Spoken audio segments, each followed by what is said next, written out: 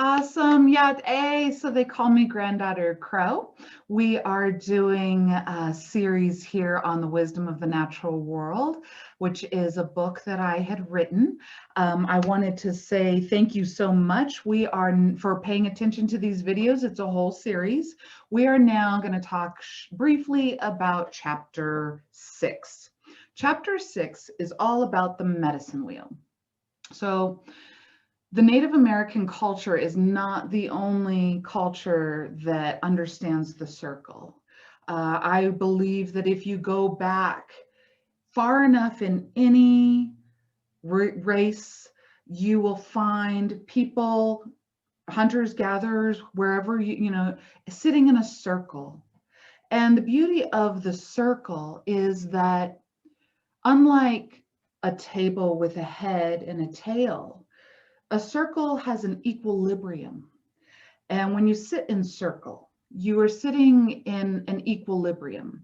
Although you may be looking at things from the opposite end, you still have a say. So when you sit in circle, there is no head. So circles are very beautiful. You can go into sacred geometry and all of that and how many circles you see in the natural world. But the beauty is that if you apply the wisdom of the circle to a medicine wheel, and in the book, we do talk about different types of medicine wheels. One of the things that we do is we kind of go into just the medicine wheel that's cut into 4 spaces. This is the beauty. This is where the book starts coming together, because in those 4 spaces, you can align different things: north, south, east, and west. You can align the winter, you can align the spring, you can align the summer, you can align the fall, you can align when you are young, when you are an adolescent, when you're born, when you're an adolescent, when you're an adult, when you're an elder. And it starts making everything make sense. There is a common thread through a lot of the things that we have been looking at throughout each chapter. There's a common element between the winter, the elder, the knight, and the 4-legged. There's a common element between birth, spring, east. You see where I'm going?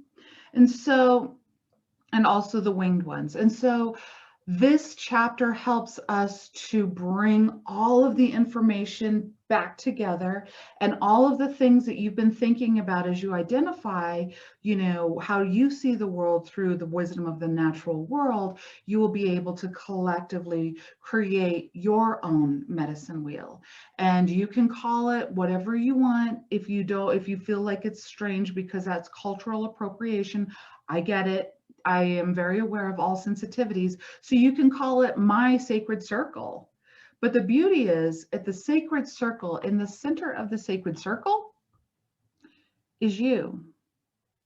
It helps us to ground and balance. It helps us to understand the world around us and how it rotates in cycles. And it's very cyclical, whether that is your relationship with self or other, whether that is your career, whether that's your financial standing, whether that's your health and finance, and maybe even your healing cycle. So it's a very interesting thing, but I really get excited about this part of the book because it's where everything comes full circle.